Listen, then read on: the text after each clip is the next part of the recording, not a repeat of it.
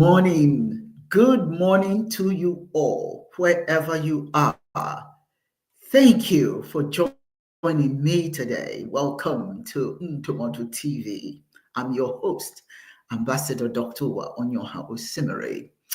Before we continue, I ask you to support my channel, the Ntomondo TV on YouTube, by subscribing. It doesn't cost you anything.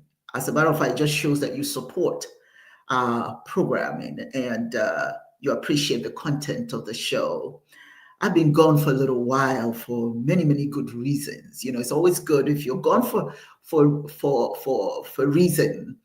Let it be a good one. So I've been gone because I've been hosting workshops, and it has been very successful workshops, and I'm just so glad that I was able to take the time off a little bit and get some of those things done. But we're going to continue to bring you the Ntomondo show so that you can add the information that you get on this show to your repertoire. But I do urge you to please support by subscribing. Sometimes the Ntomondo topics come from what my participants contact me and say is of importance to them.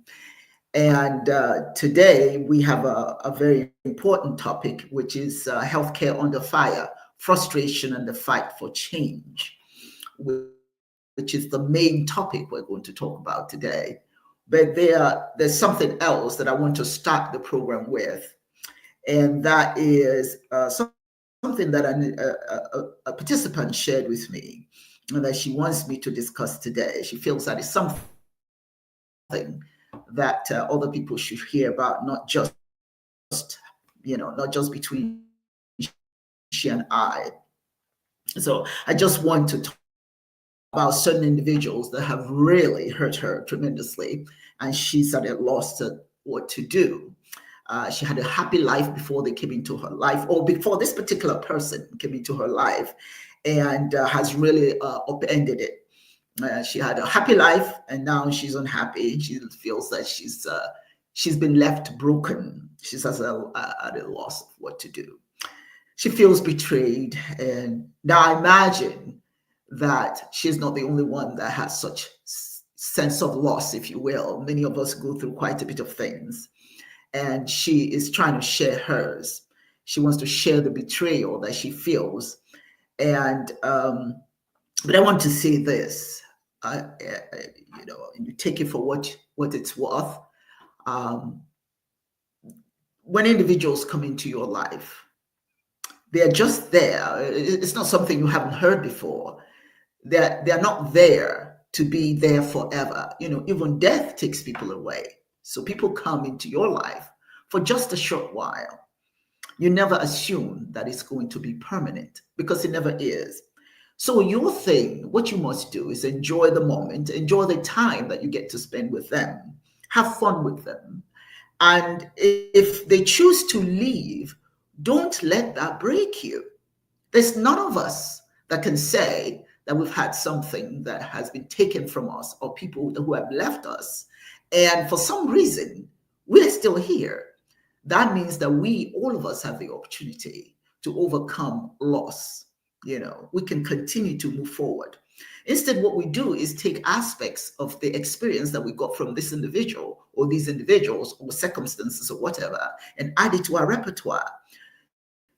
I always say, make a list of, if you're angry with somebody for whatever, because they were there and all of a sudden they're not there, I always recommend that you make a list of all the positive things that they brought into your life. Just make a list of it.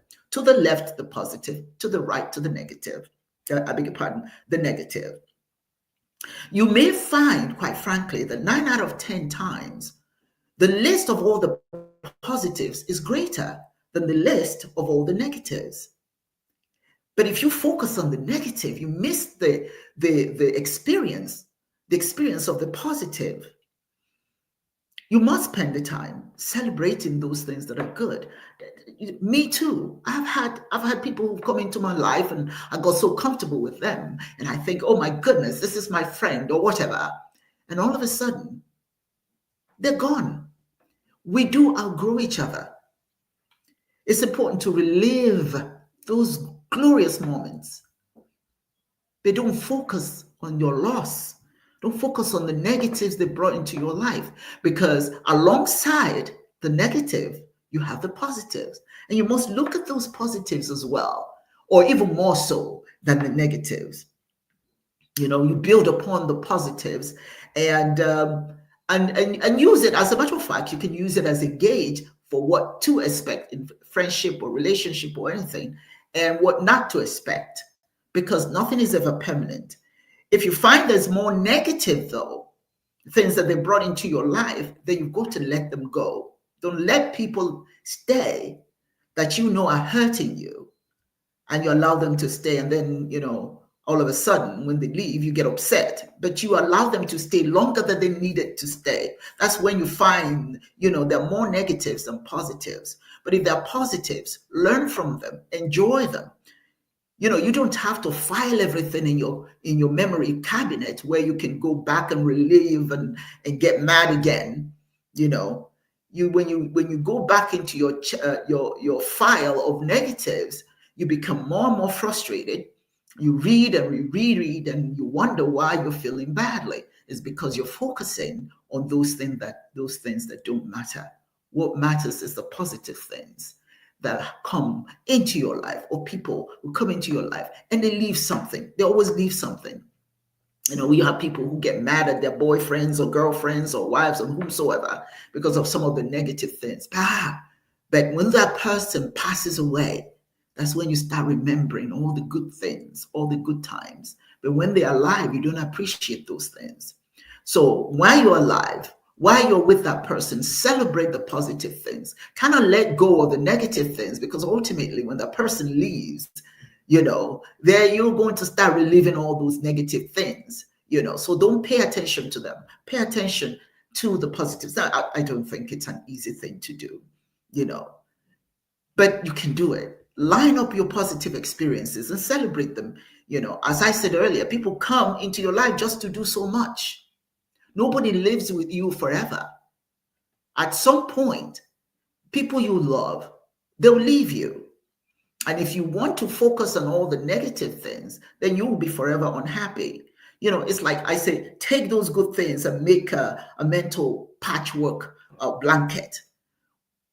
Take all those positives, make a mental patchwork, and just wrap yourself, with them, with that blanket of positive things. And all the negative things, let go.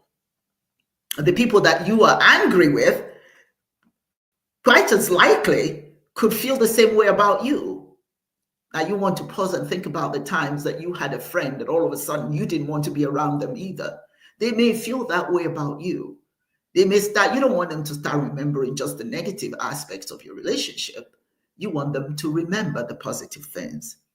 So just remember, people are human, and people are going to do human things. And part of being human is to explore, is to move forward and go elsewhere and find other things. Life is so short. You find other things of interest, and you may outlast, if you will, as a particular individual. They may not hold the same excitement in your life anymore, and you find new people that do that, and then you leave and move on. That's the human thing. But the important thing is that you, who's experiencing the human thing, does not fall apart. So don't belabor all those negative things. They'll be there. It's not easy. So quite frankly, it's not easy. I can't say that it's easy, because I've had my own share of having difficulty letting go. But it's something that we must do. We must let go and not belabor. So in summary, for this in Dumodu, take the good and let the bad experiences go. I know it's not easy, as I said earlier, but it must be done. What choice do you have? What choice do you have? So anyway, thank you for that Dumodu short take today, and I hope many of you took something out of it or from it to add to your repertoire. The topic of our show today is healthcare under fire, frustration, and the fight for change. There's nothing more important in life than to have access to healthcare. Human nature is such that we will get sick. All of us will get sick at some point. Maybe it's not as severely as other people, but we will get sick sometimes. And it's important to know when you do get sick, you have access to healthcare. It saddens me, like when I go to Nigeria, I find some very sick. I remember we went to my village, and there's this woman in her hut, and she hasn't been out for most of for a long time because she had a condition of which we don't know. We don't know what she had, but she looked very, very ill. But there was no hospital anywhere near that she could afford to go to. So what was happening was she was getting ready to pass away with no care. But the sad part of it is that perhaps if she had gotten some kind of care, if they had access to care, she will survive. Nobody lives forever, but all of us want to, whatever life we have, to have the opportunity to live it in a healthy, in healthy conditions. But when people don't have access, when they have no way to dream about tomorrow because of illness that possibly could be cured, but because of the lack of health insurance, they know that they are going to pass away. It is a very, very difficult and sad situation. Recently, the CEO of the United Healthcare in the United States was shot by Luigi Mangione. I hope I'm saying it correctly. And here in the United States. So wherever you are, some of you who are in Nigeria, you probably don't know about this, or wherever you are, you may not know about it. But if you're in the United States, you certainly know what I'm talking about. What a tragedy. What a tragedy that was. It was really sad to know that this man lost his life because of a citizen who was angry about healthcare situation in this country, about the fact that he was ill, and being ill, some of what could have saved his life, if this story is true, that is, he's the reason why he shot the Brian Thompson. It is truly a tragedy.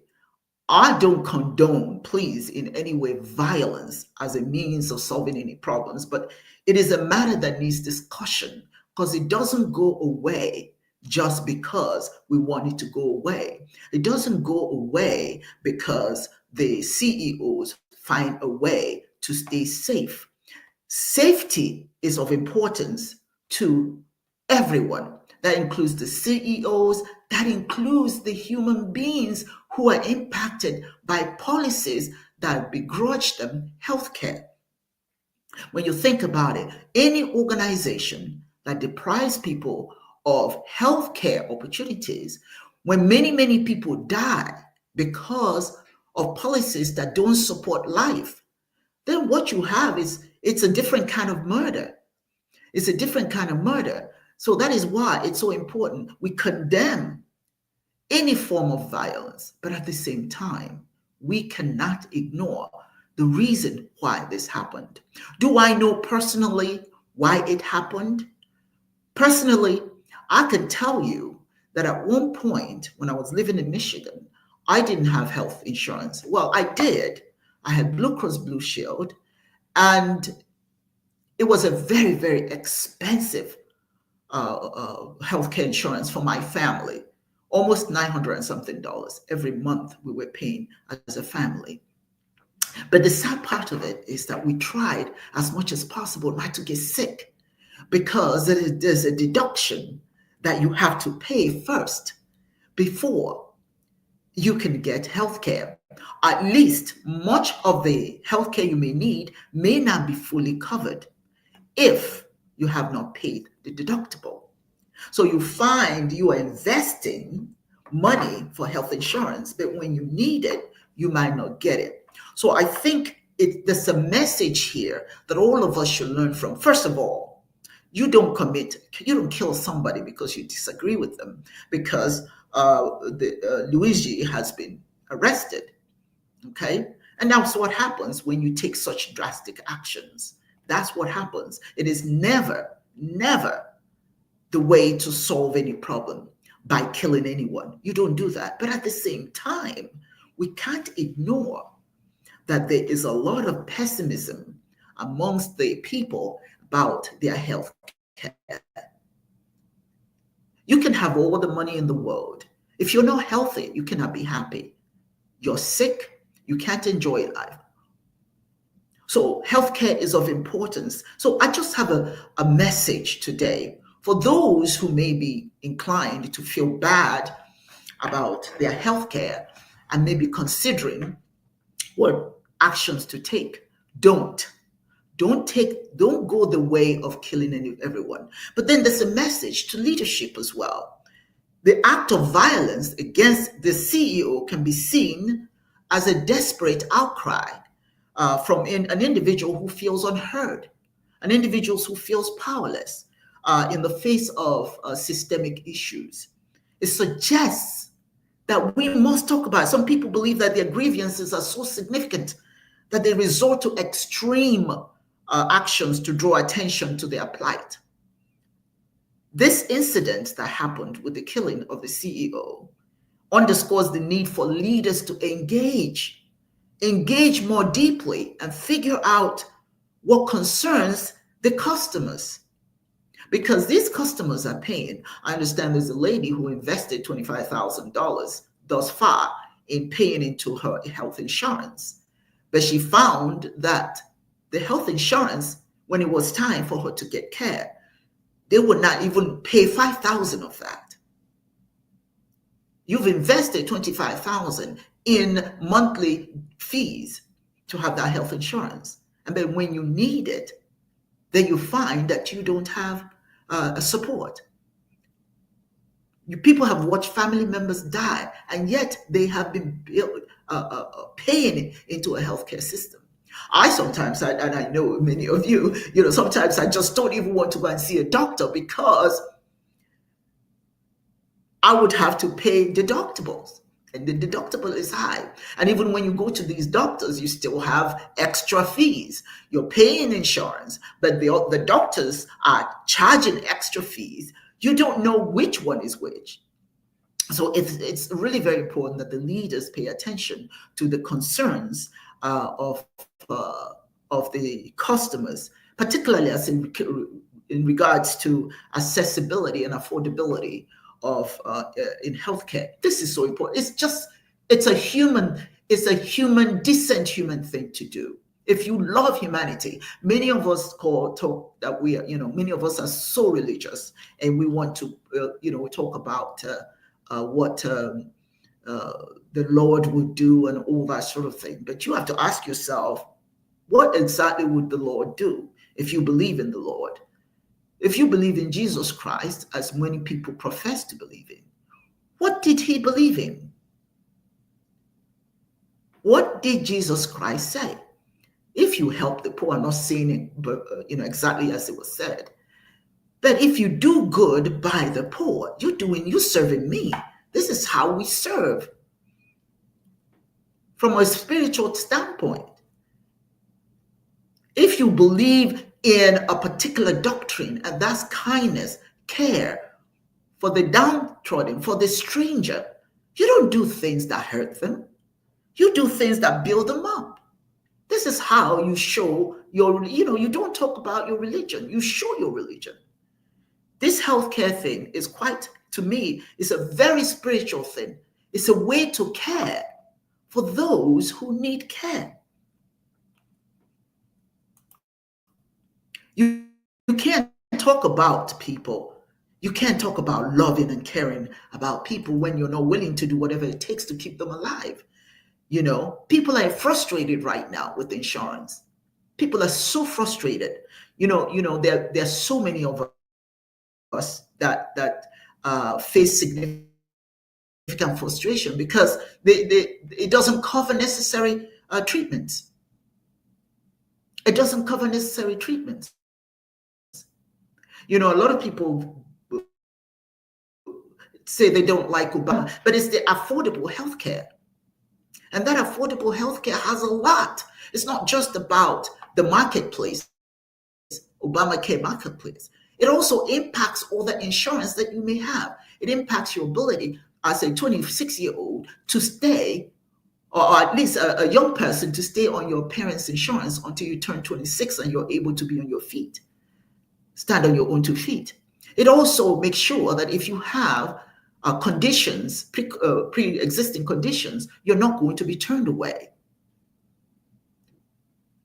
Those kinds of things create frustration. You make regular payments,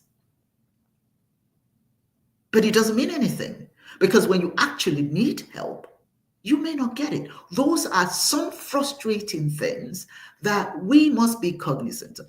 The leaders must be cognizant of it. We have to be able to live harmoniously in this society, in every society. If you go to, and I'm from Nigeria, when you go to Nigeria and you see people struggling with healthcare, it shouldn't be that way. We should care about the well-being of people. See, when people's healthcare not being taken care of, it leads to betrayal, a sense of betrayal and helplessness. Oh, there's nothing worse than feeling helpless or going to the hospital and you're not going to be taken care of because you have a pre-existing condition. Who doesn't? And yet you're paying. They say because you have a pre-existing condition, then you have to pay a whole lot more than somebody who's younger and doesn't have a pre-existing condition. But then after you pay the high rates, you still don't get what you need. You still don't get the health insurance. That is depressing. That creates a sense of helplessness. And the leaders need to be up, they need to know about that. I know individuals who have passed away because they didn't have health insurance for things that could really, they should be here. They should still be here, but because they don't have health insurance. So it's just to let this is, we're not advocating violence, but it's important that people who are selling insurance understand the experiences of individuals who are paying into the insurance coffers. It shows what is it? A broader societal issue of inequality, and that level of stress and frustration that you just don't know what to do and you do the wrong thing. It's not going to go away if it's not addressed. When people feel that the system is failing them, they don't go away. That's why it's so important that we don't cover it up with getting more security and all of that. That's a good thing. Everybody should have security. But I think it's also very important that we address the root cause of what frustrates people, why people feel the system is failing them. If you're a healthcare provider, you need to ask yourself, is my organization serving the needs of my clients, of my customers? It's the right thing to do. Not just because it's the right thing to do, it's the safe thing to do. Particularly if they are paying into the system. If they're paying into the system, then the right thing to do is to make sure that they get the health care that they need. That's what they're paying for. See, when we ignore these things, when we ignore paying attention to the needs of the people, when we ignore it, we risk copycats. Everybody knows who a copycat is. A copycat is somebody who does something someone else has done, and maybe that someone else has gotten some kind of notoriety for it.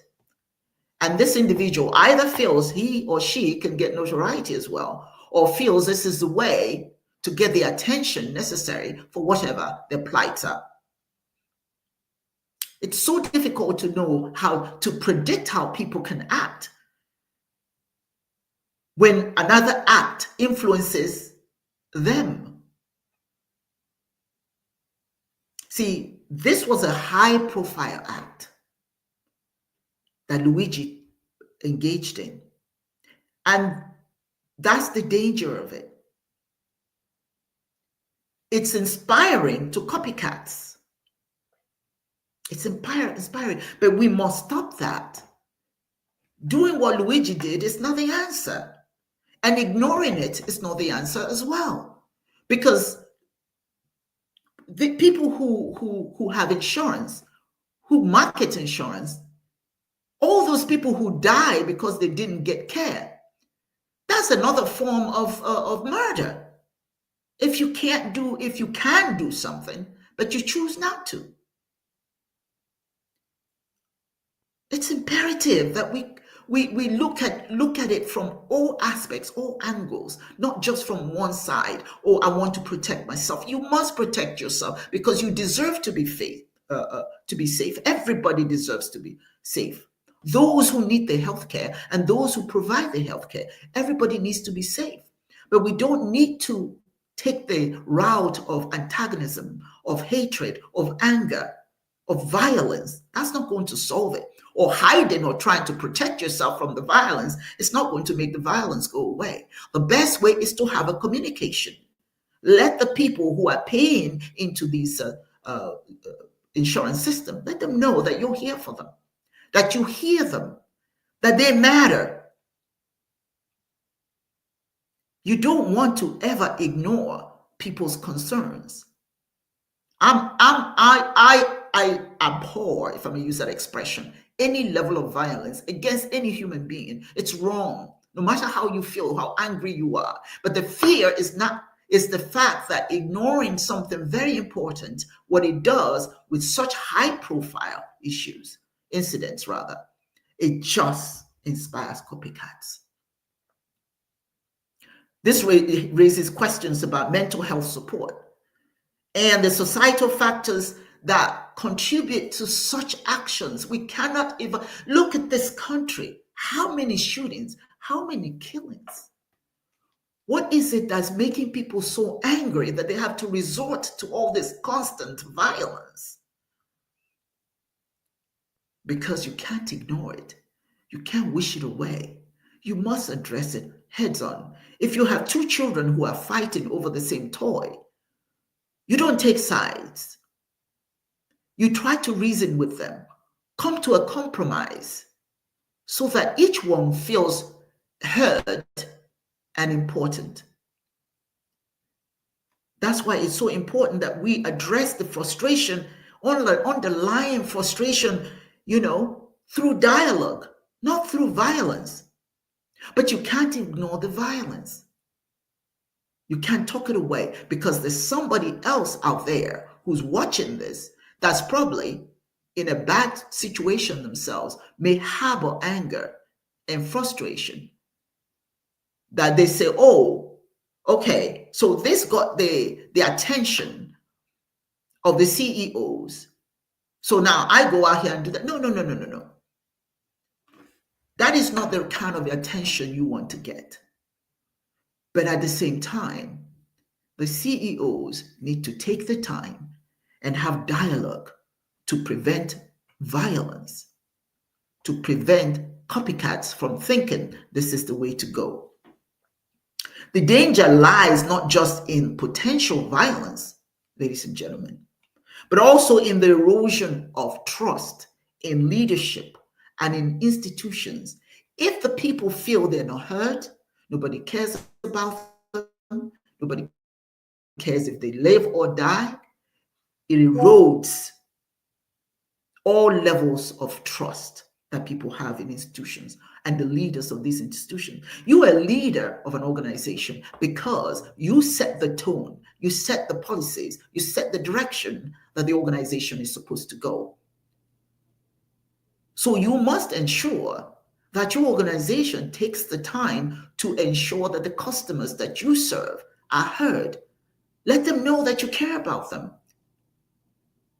Look, making money is part of capitalism, but it does have its downsides. When it's all about money, then capitalism becomes a problem. It's a good thing, but you must bring other people along. A millionaire who is sick will do anything to trade places with a healthy person. So you may have a lot of money, but it doesn't keep you from getting sick. It doesn't keep you, even your money may not be able to heal you. So you may find yourself someday in the same situation as the person who doesn't have health insurance, because sickness comes to everyone.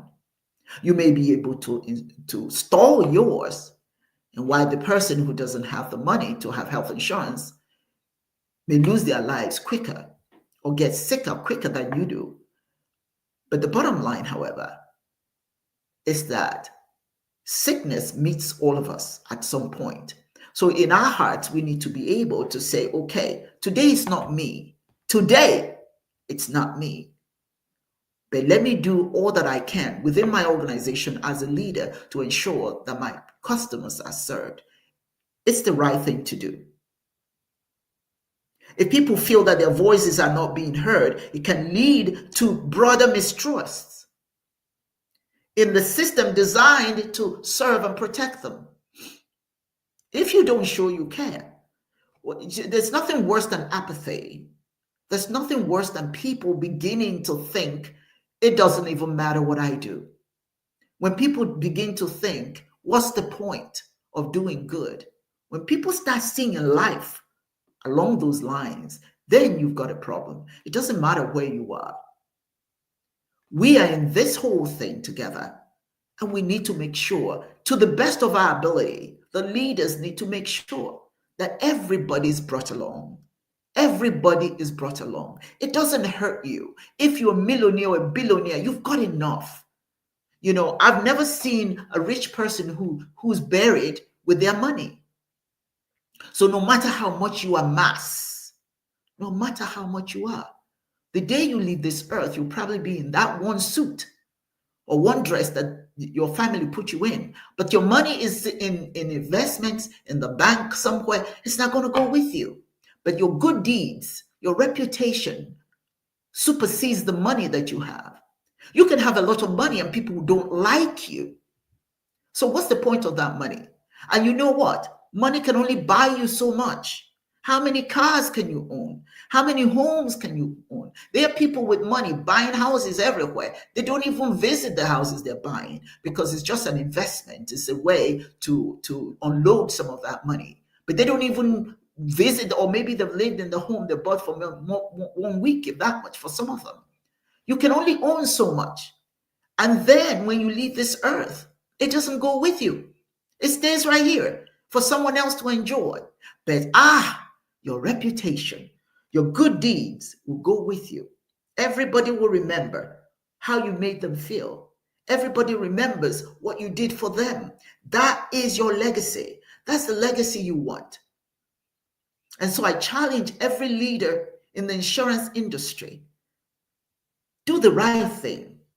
Make sure that your people feel heard and feel that they are important. See, when we see unrest and breakdown in community relations, there's a tendency to look at those who are causing it, or rather, to look at those who are engaged in it as the problem. But we don't look at those who are causing the problem because of their negligence. We all have a role to play, rich, poor, or otherwise, heads of institutions. You have ways that you can help with this situation, that you can prevent copycats. That is my concern, quite frankly, is copycats coming into the picture and doing havoc, creating more havoc than is necessary. So the CEOs and leaders in the healthcare industry need to prioritize transparency and communication. It's a good thing. If you don't have a department that's dedicated to that, create it. Create a department that talks to people, that lets people know it's okay, you'll be all right, we've got your back. As long as they're paying into it, make sure that they feel that they're heard. Make sure that their needs are taken care of. Money is not the answer to everything, because it's the old saying, you don't take it with you. You don't take it with you. With that in mind, be ready to share. Be ready to give people hope. Seek feedback from your customers about their experiences and frustrations. Let them know you care. Let them know you have their back. Implement changes that will help change opinions.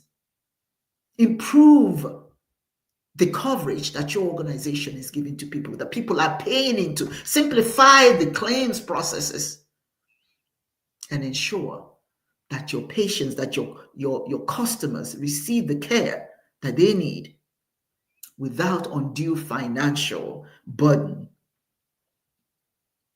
Those are some really important and essential steps that you must take as a CEO. Let's not continue to hear these kinds of things, because it doesn't have to happen.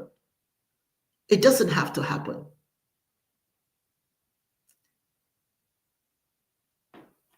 The good that you do in society for those who are in need follows you. It follows you. That is your legacy. Your money is not your legacy. Most people who are remembered in this world didn't have money. They didn't have money. Many of them just took the time to ensure that people got the care, the love. They show love. That is what life is all about. Certainly, there's nothing wrong. There's nothing wrong with having money or having the upper hand. That's okay. You know, a lot of times we work for it. We earned it. But the other thing that's very, very important is to remember that someday the shoe will be on the other foot. Have you ever seen a flooding happen? Have you ever witnessed flooding? Have you ever witnessed flooding in a city where nothing is working and everybody in the water trying to find shelter somewhere? It doesn't matter if they're rich. It doesn't matter if they're the head of the CEO of some company somewhere. You're in that boat together. Money doesn't solve every problem. When the banks are not working, your money means nothing. If the place is flooded away, your house means nothing. We need to think about what's important. We need to take into consideration what happens when we don't do the right thing. When nature steps in, your money means nothing. When circumstances happen that puts you like in lockstep with those who don't have any. You know, when you look at all these hurricanes that has happened in Florida, Florida has some very wealthy people.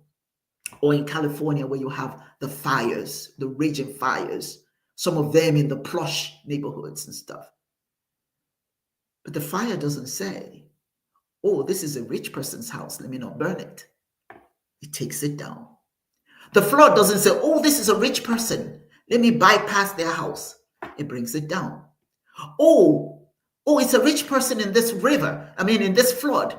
Let's just take the poor and leave the rich afloat. It doesn't work that way.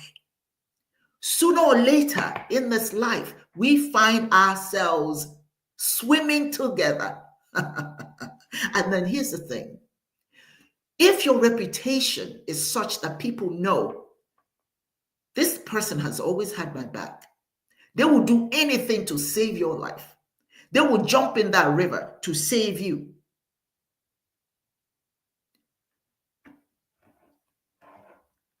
The best thing that we can do to have the best outcome from this whole Luigi thing, this murder of a CEO, is to begin to promote mental health resources, healthcare resources, and opportunities for people to talk about how they feel. People who are desperate. You know what? Sickness will make you desperate. You go to the hospital. You're a happy person. You just went to the hospital just for your routine checkup or whatever. And all of a sudden, they tell you you've got cancer or you got a tumor here that's cancerous, all of a sudden, your life changes. Your mental health changes. You can't dream anymore. You begin to see, your life starts to flash, and you begin to think, oh, when am I going to pass? Or if you're not lucky, because I really don't believe that doctors should be doing this. They tell you, oh, you got 3 days to live. You got 1 week to live. That what is it's a mental health crush, because the person now doesn't see a need to live. There are people who are going through such horrible mental conditioning, and then they don't get help. They don't have the money to be seen by a psychologist or a psychiatrist or somebody, healthcare person, to talk to them.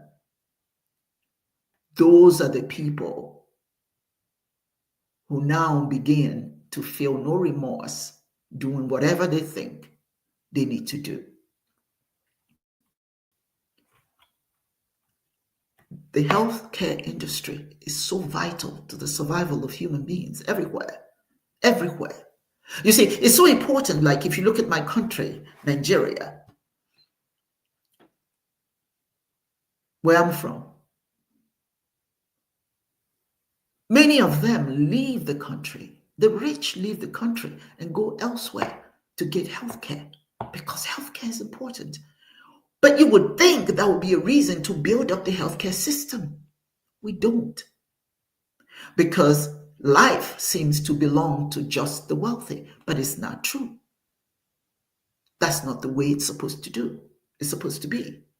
If you're a spiritual person, you understand that you're a good person, not because you have everything, but because of the good you do for others, what you do for others. If you have the opportunity to help people live, then you must do that. Don't do what is being done at the moment and putting people in a situation that they say they don't have any other avenue, and they become copycats.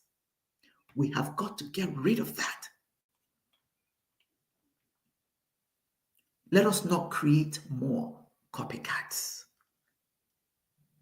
Let us be the reason, the cause and the reason in this world for people to feel the need to continue to live, to honor their leaders. You're made a leader for a reason.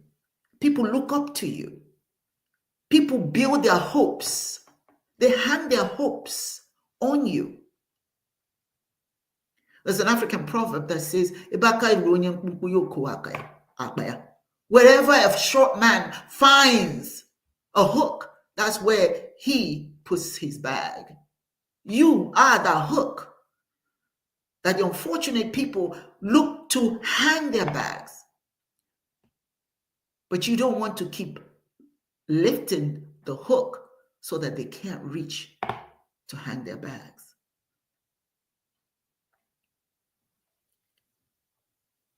I'm being, quite frankly, empathetic with CEOs who are forced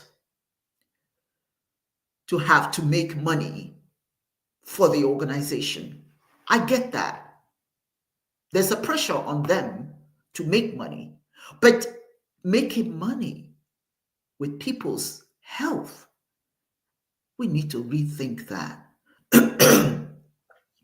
We need to rethink that. We need to think about what can we do in the healthcare system so that people can feel that they matter, that they belong. See, you keep paying your taxes. There's a reason why you pay your taxes, because you believe that your taxes are used for the good, pardon me, of society. So you keep paying it. You keep believing, you keep paying money into your healthcare system because you believe that it's supposed to be there to help you when the time is of essence for you.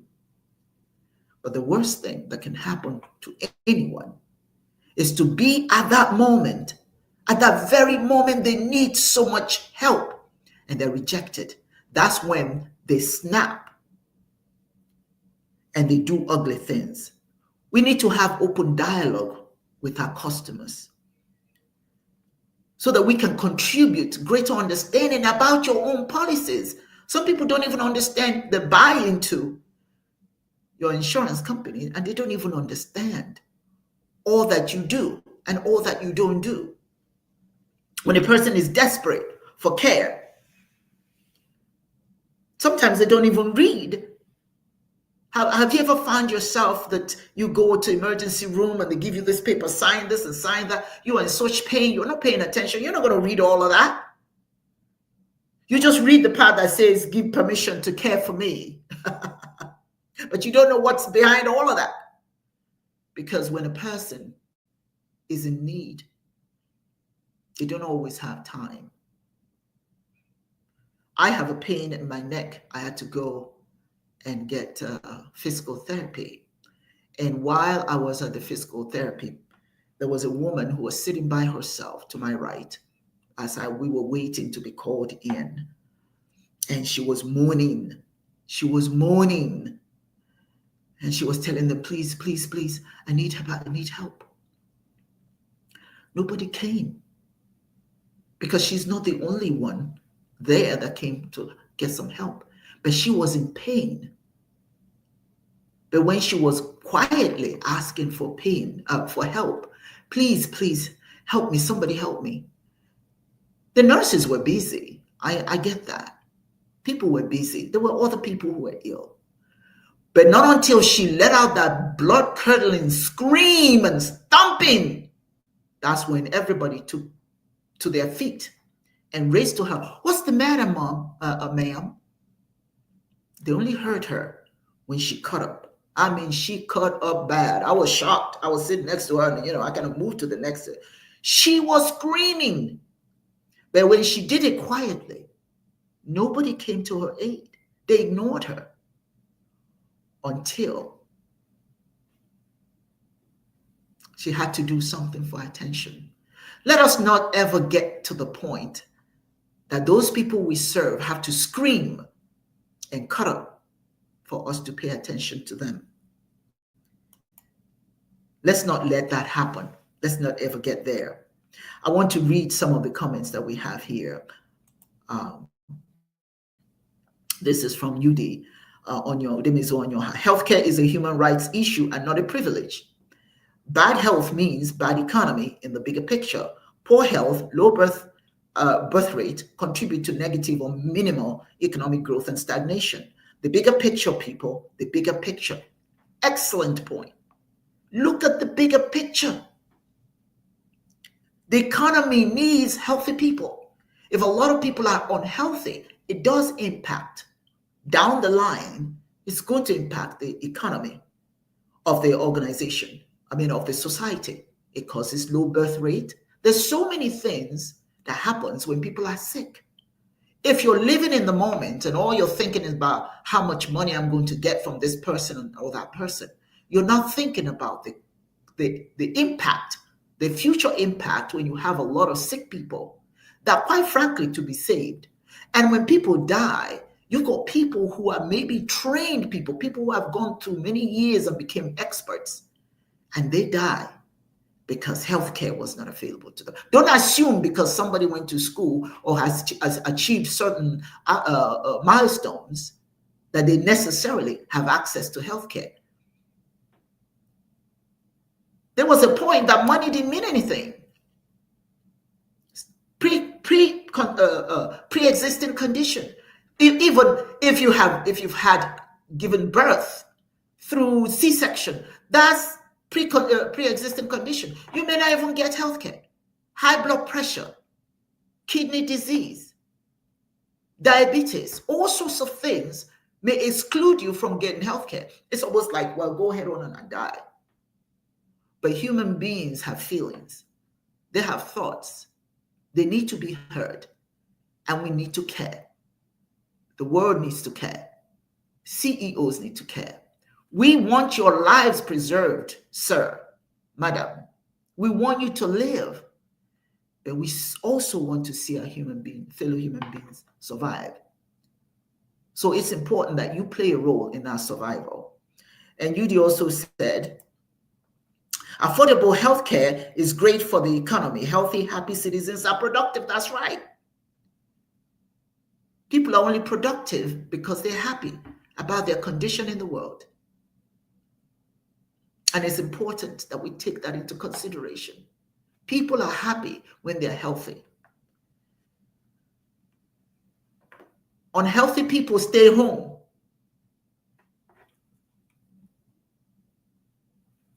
Unhealthy people stay home. Unhealthy people don't go out there and work as hard as they possibly can. And then UD also says, and this is really very important, affordable healthcare is great for the economy. I think that's all about it. He says expensive health insurance creates anxiety among the citizenry that can lead to insecurity. Chaos ensues. Yes. What I shared with you that happened at the hospital, that's chaos. That was an unhealthy woman. Nobody was listening to her. And she did what she had to do. And that was to scream and yell and create chaos and confusion, and people started running. I'm telling you, it was something. But here's the thing. In a situation like that, she got the attention she was seeking. And I guarantee you that there was somebody out there watching who was in pain as well, watching to see the reception that she got after she lost it. This is how chaos ensues.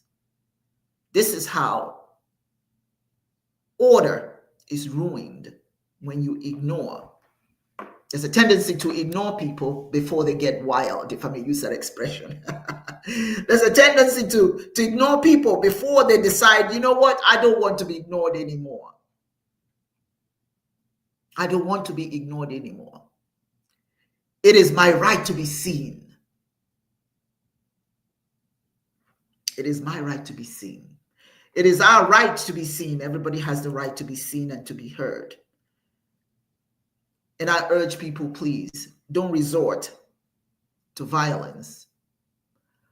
And I urge all the CEOs, don't ignore nonviolent people. Don't ignore them, because ignoring them is what leads to chaos. Not meeting their needs is what leads to chaos. We can live in a peaceful society when we care about our fellow human beings, how they live, and if we're in the position to make life a bit better. That's what a good leader should make their motto, their modus operandi, their mission. I hope you enjoyed this program today. For those of you who joined us today, thank you very much, UD Onyoha, and several other individuals, Isaac Irodibe, thank you for joining us. And those who were not able to join today, I'm sure you're going to play this video. And if you have any comments that you want to make against what you heard today, please leave a comment. I would like to read what you have to say. I'd like to read your thoughts. And also remember, if you can, do take the time and subscribe to our channel. That's how you support it. It doesn't cost you anything, but that is how you support it. The Ndumodu TV on YouTube. Thank you so much for joining us today. I'm looking forward to next Saturday as we continue this journey of listening and talking. And let me say this, there's nothing wrong with talking. There's nothing wrong with having a conversation, particularly with people who are hurting. I cannot overemphasize this.